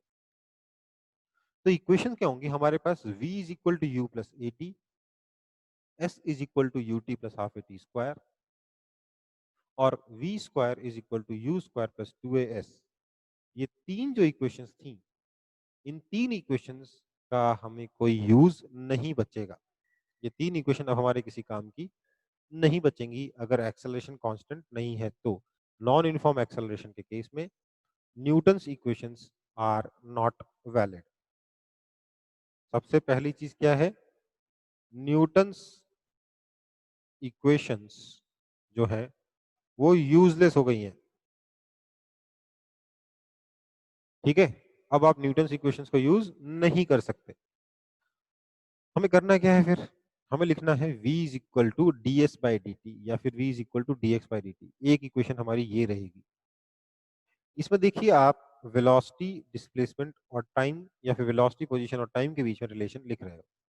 ठीक है, this equation is like s is equal to ut plus half a t square, displacement, time और अच्छा नहीं ठीक है, सॉरी गलत बोल गया, बट इसमें भी क्या आपके तीन चीजें हैं, वेलोसिटी के बारे में बात करें, डिस्प्लेसमेंट के बारे में बात करें और टाइम के बारे में बात करें। ठीक है, दूसरी इक्वेशन है acceleration is equal to d v dt, इसमें आपका एक्सेलरेशन, वेलोसिटी और टाइम के बीच में रिलेशन है। ठीक है, और थर्ड है acceleration is equal to v d v by dx या फिर v dv बाय ds। ठीक है, ये तीनों ही हमारे पास इक्वेशन है। थर्ड इक्वेशन ध्यान रखिएगा, थर्ड इक्वेशन थोड़ी सी डिफरेंट है, मैं 2 बार बता चुका हूं, एक बार फिर से बता रहा हूं इसका डेरिवेशन। एक्सेलरेशन क्या होता है, dv बाय dt, इसको अगर मैं ds बाय ds से मल्टीप्लाई कर दूं तो दिस इज इक्वल टू मैं ds बाय dt लिख सकता हूं इंटू dv बाय ds लिख सकता हूं, फिर ds बाय dt को v लिख सकता हूं, तो ये हो गया v dv बाय ds या v dv बाय dx भी इसी तरीके से आप प्रूफ कर सकते हो, क्योंकि ds और dx तो बराबर ही होता है। तो हम इन तीन इक्वेशंस का यूज करके अपने इक्वेशन ऑफ मोशन को, अपने क्वेश्चंस को सॉल्व करेंगे। अब बात ये उठती है कि कब कौन सी इक्वेशन यूज की जाएगी, कब कौन सी इक्वेशन यूज की जाएगी। तो वो सिंपल सी चीज है, जो जो फंडा हम न्यूटन्स इक्वेशंस ऑफ मोशन को के टाइम पर इक्वेशन सिलेक्ट करने में ले रहे थे, किसी क्वेश्चन में तीनों न्यूटन्स इक्वेशन ऑफ मोशन में से कौन सी इक्वेशन यूज होगी, ये सिलेक्ट करने के लिए हम जो तरीका अपना रहे थे, यहां भी हम वही तरीका अपनाएंगे। हमें देखना होगा कि हमें रिलेशन कौन सी दो क्वांटिटीज के बीच में गिवन है और किस क्वांटिटी को हमें निकालना है, उसी के हिसाब से हम अपनी इक्वेशन को सिलेक्ट करेंगे। ठीक है, कहने का मतलब ये है कि अगर आपको displacement as a function of time दे रखा है, अगर displacement as a function of time दे रखा है, तो आप क्या करोगे, आप कहोगे sorry displacement as a function of time दे रखा है, ठीक है, तो क्या करोगे। अब आप देखोगे कि इन तीनों में से वो कौन सी इक्वेशन है जिसमें डिस्प्लेसमेंट और टाइम दोनों आता है। पहली वाली में आ रहा है, दूसरी वाली में नहीं आ रहा, तीसरी वाली में नहीं आ रहा। तो अगर डिस्प्लेसमेंट और टाइम के बीच में रिलेशन दे रखा है तो वी आर फोर्स्ड कि हम यही इक्वेशन यूज करें। ठीक है, अगर आपको डिस्प्लेसमेंट और वेलोसिटी में रिलेशन दे रखा है, डिस्प्लेसमेंट और वेलोसिटी में रिलेशन दे रखा है, तो हम देखेंगे कि हम कौन सी इक्वेशन यूज कर सकते हैं। यहाँ पर डिस्प्लेसमेंट और वेलोसिटी आ रहा है, तो यहाँ पर शायद ये इक्वेशन भी यूज हो सकती है, और यहाँ पर भी डिस्प्लेसमेंट और वेलोसिटी दोनों आ रहा है, तो ये वाली इक्वेशन भी यूज हो सकती है। डिपेंड करता है क्वेश्चन में पूछा क्या गया है। ठीक है, इसमें उतना कंफ्यूजन नहीं होता कि कब v is equal to d S by D t use करना है या नहीं करना है। कंफ्यूजन इन दोनों में होता है क्योंकि एक्सेलरेशन को कभी हम D by D t use लिखकर यूज करते हैं, कभी हम एक्सेलरेशन को v D by D x लिखकर यूज करते हैं। तो इन दोनों में से कौन सा इक्वेशन कब यूज किया जाए, ये अपने आप में एक चैलेंज है, ये अपने आप में सीखना बहुत जरूरी है।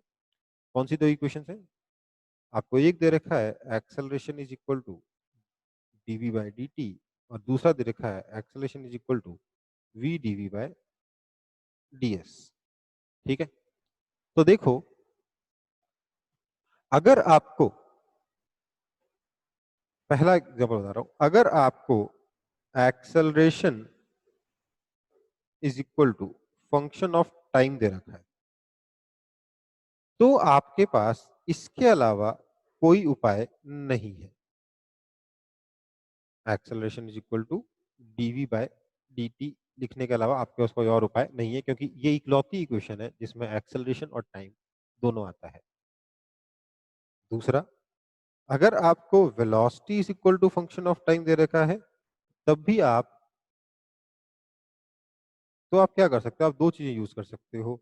आप दो एक यूज कर सकते हो D S by D T is equal to F T, या फिर आप लिख सकते हो कि acceleration is equal to D we by D T या D D T of F T. इसके अलावा आपके पास कोई और उपाय नहीं है। ठीक है, डिपेंड करता है पूछा क्या गया है। अगर डिस्प्लेसमेंट तक पहुंचना है तो ये यूज करोगे, एक्सेलरेशन तक पहुंचना है तो ये यूज करोगे। ठीक, अगर आपको रिलेशन दे रखा है between let's say acceleration and displacement के बीच में, तो अगर आप तीनों इक्वेशन को खंगालोगे तो सिर्फ तीसरी इक्वेशन ही ऐसी है जिसमें एक्सेलरेशन और डिस्प्लेसमेंट दोनों आता है।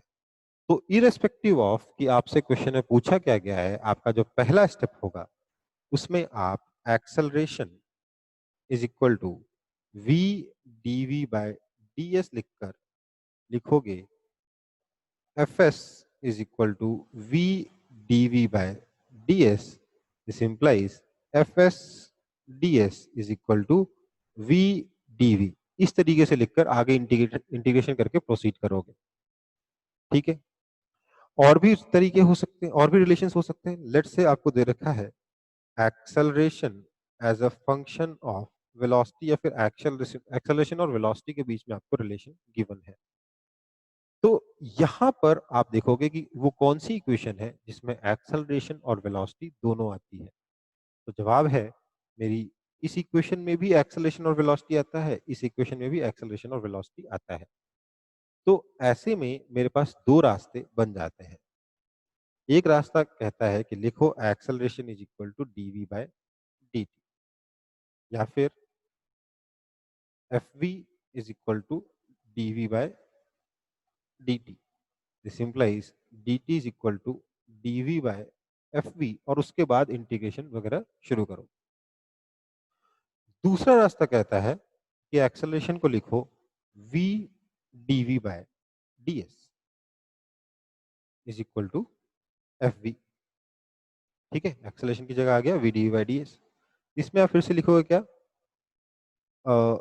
v dv upon f v is equal to ds। ये इस इक्वेशन पे आ गए। हमने क्या किया, यहाँ पे वेलोसिटी की सारी टर्म्स को एक तरफ इकट्ठा किया, डिस्प्लेसमेंट वाली टर्म्स को दूसरी तरफ इकट्ठा किया।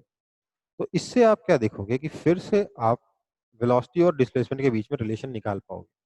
यहाँ आप रिलेशन निकालोगे टाइम और वेलोसिटी के बीच में, यहाँ रिलेशन निकालोगे वेलोसिटी और डिस्प्लेसमेंट के बीच में। तो इसके बाद आपको ये समझ में आना चाहिए कि क्वेश्चन में जो पूछा गया है उसके अकॉर्डिंग हम ये या ये यूज कर सकते हैं, अगर एक्सेलरेशन और वेलोसिटी के बीच में रिलेशन गिवन है तो। अगर एक्सेलरेशन और वेलोसिटी के बीच में रिलेशन गिवन है तो आप ये भी यूज कर सकते हो, आप ये भी यूज कर सकते हो, पर कौन सी यूज करनी है वो ऐसे डिसाइड करो कि अगर आंसर में या फाइनल आंसर में अगर आपको टाइम चाहिए तो ये वाली यूज करो, टाइम नहीं चाहिए तो ये वाली यूज करो। फाइनल रिलेशन में टाइम आ रहा है या नहीं आ रहा, इसके बेसिस पे आप डिसाइड करोगे कि कौन सी इक्वेशन यूज होगी इस केस में। बाकी केसेस में क्या है कि we are almost bound to use only one equation. अगर एक्सेलरेशन और डिस्प्लेसमेंट के बीच में रिलेशन दे रखा है तो हमारे पास एक ही ऑप्शन ही है कि हम लिखें acceleration is equal to v d by d s, क्योंकि और किसी भी इक्वेशन में, तीनों में से और किसी भी इक्वेशन में एक्सेलरेशन और डिस्प्लेसमेंट दोनों साथ में नहीं आते। वहीं अगर acceleration is equal to F T दे रखा है तो आपके पास कोई और ऑप्शन नहीं है acceleration is equal to D by D T लिखने के सिवाय। अगर velocity is equal to F T दे रखा है तो इसमें डिपेंड करता है कि आपको फाइनली एक्सेलरेशन तक जाना है या डिस्प्लेसमेंट तक जाना है। अगर डिस्प्लेसमेंट तक जाना है तो ये यूज करिए, एक्सेलरेशन तक जाना है तो ये यूज करिए। ठीक है, कैसे यूज होगा ये हम लोग एग्जांपल्स के साथ सीखेंगे।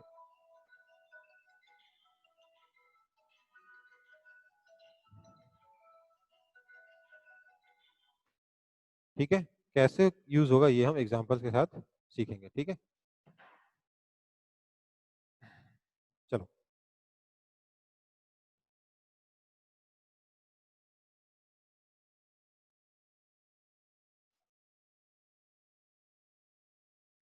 तो derivation of third equation of motion, basically जो स्टडी मटेरियल बनाया गया है ये कुछ इस तरीके से बनाया गया है कि मैं v d by d s आपको पहली बार इसी चैप्टर में पढ़ाऊंगा। तो हम लोग ऑलरेडी यूज जानते हैं और हम लोग ऑलरेडी इसको डिराइव कर चुके हैं। और सवाल ये था अगला कि when to use which equation, इसके बारे में हम ऑलरेडी बात कर चुके हैं। तो एग्जाम्पल करके इस चीज को और अच्छे से सीखेंगे, एग्जाम्पल देखकर और अच्छे से इस चीज को सीखेंगे। एग्जाम्पल है पहला वाला कि an object starts from rest at t is equal to 0 and accelerates at a rate given by a is equal to 60. What is its velocity and its displacement at any time t? ये आपके पास example है कि एक object है जो rest से शुरू करता है at t is equal to 0.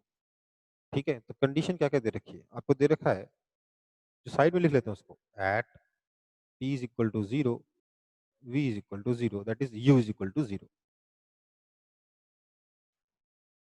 Accelerates at a rate given by a is equal to 60, and we need to find its velocity and displacement at any time t.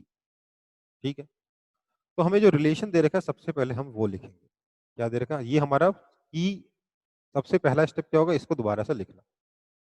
हमें दे रखा है कि acceleration is equal to 6t। अब क्या करेंगे? अब acceleration और time के बीच में रिलेशन दे रखा है। ऐसी कौन सी इक्वेशन है जिसमें एक्सेलरेशन और टाइम दोनों आते हैं? सिर्फ एक है। कौन सी वाली? Acceleration is equal to dv by dt। तो यहाँ पर हम एक्सेलरेशन की जगह dv बाई dt डाल देंगे, हमें मिलेगा this implies dv by dt is equal to 6t।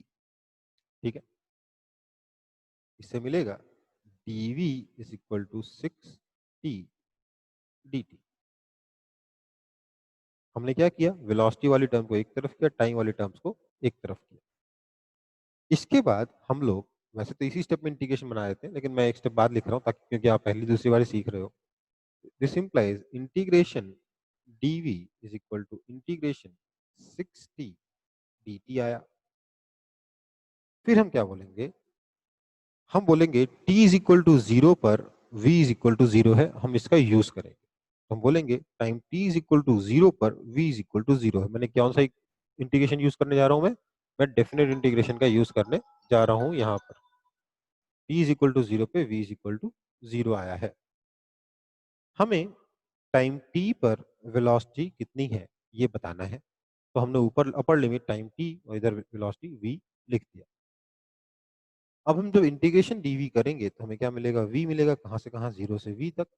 That is equal to 6t को जब आप इंटीग्रेट करोगे तो आपको मिलेगा 6t का इंटीग्रेशन हो जाएगा 6 बाहर, t का t dt का इंटीग्रेशन t स्क्वायर बाय 2। कहाँ से कहाँ तक? 0 से लेकर t तक। सो दिस इम्प्लाइज हमें मिलेगा upper limit minus lower limit v is equal to, फिर से upper limit minus lower limit 3t square. तो at its velocity at any time t is given by v is equal to 3t square. ये answer हो गया है आपके part A का। फिर आपसे बोला गया नहीं, मुझे displacement eight any time t भी बताइए। तो मतलब आपको डिस्प्लेसमेंट तक भी जाना है, डिस्प्लेसमेंट और टाइम के बीच में रिलेशन चाहिए। डिस्प्लेसमेंट और टाइम के बीच में रिलेशन के लिए आपको पास सिर्फ एक ही तरीका है कि v is equal to ds by dt लिखो।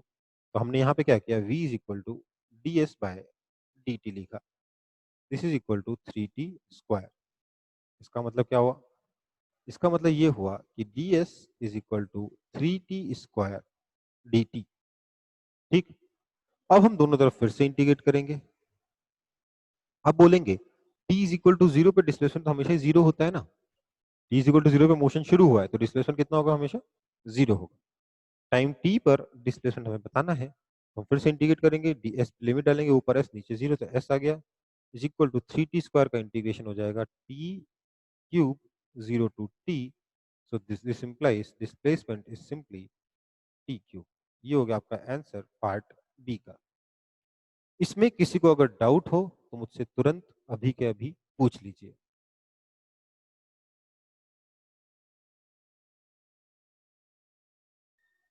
ये बहुत ही बेसिक और बहुत ही जरूरी क्वेश्चन है। इसको अगर आप सॉल्व नहीं करोगे तो आगे बहुत ज्यादा ही तकलीफ में आ सकते हो। अबे यार चुप रहो।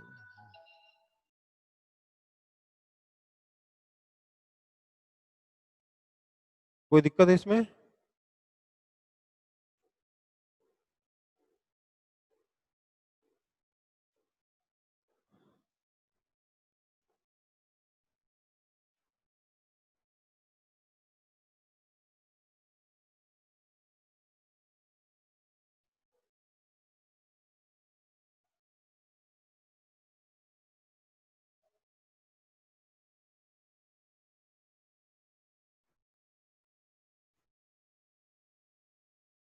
बेटा शुभान प्लीज थोड़ा वीडियो देख लीजिए, उसके बाद मुझसे पूछिए।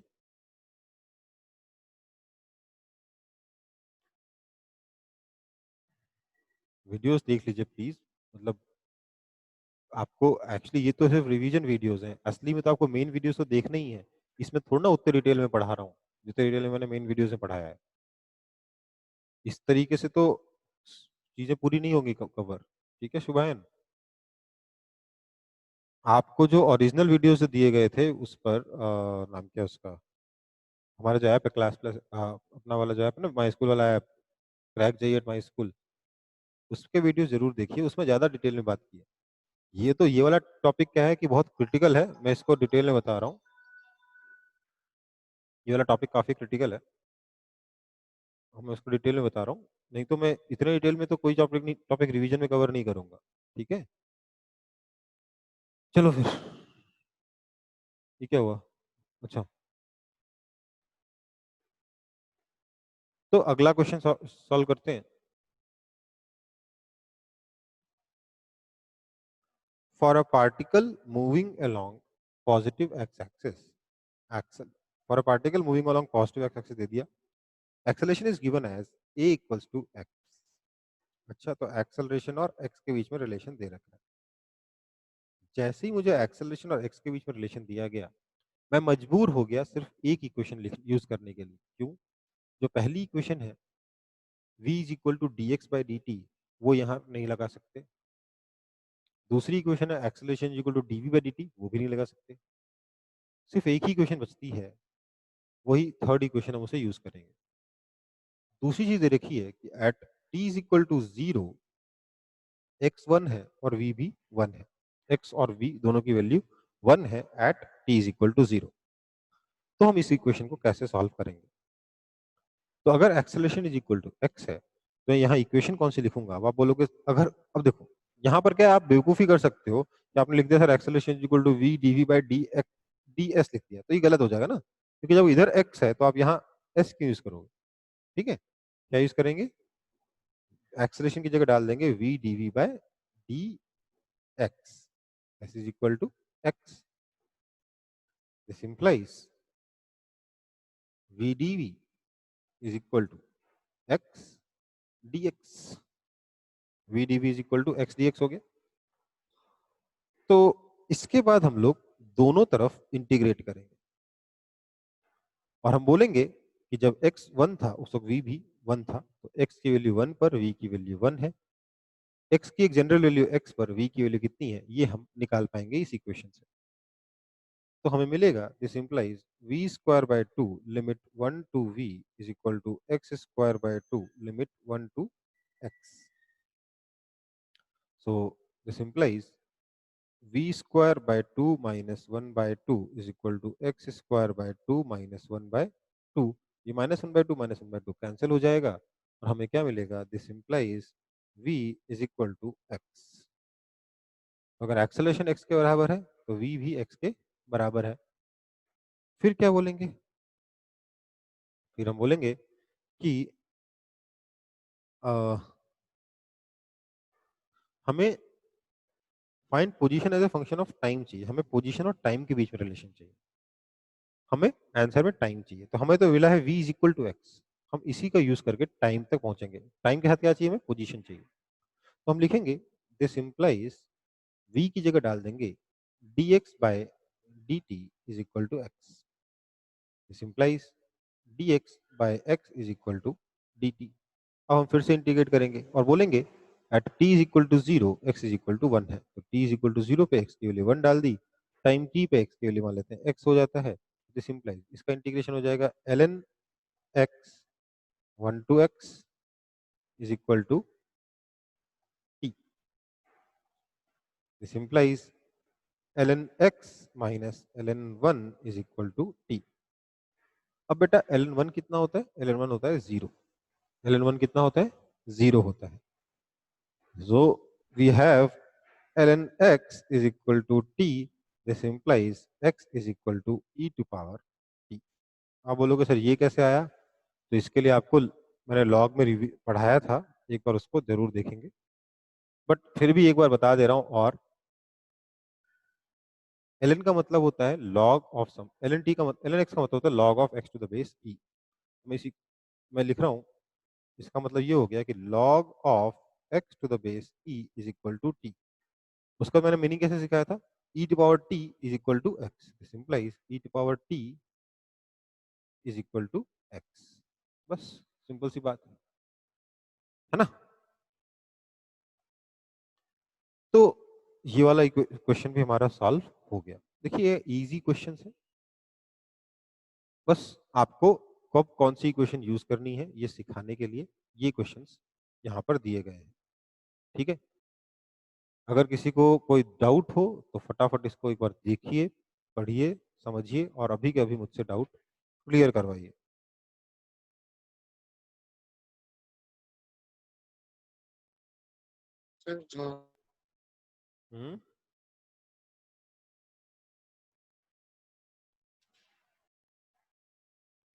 बोलिए।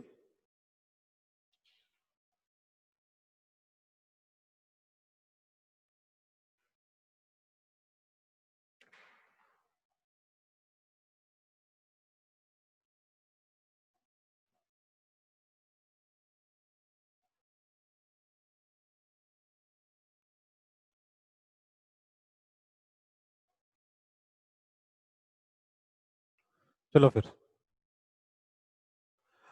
बेटा अभी यहीं पे रुक जाते हैं, फिर नेक्स्ट क्लास में इसके आगे से कंटिन्यू करेंगे। और नेक्स्ट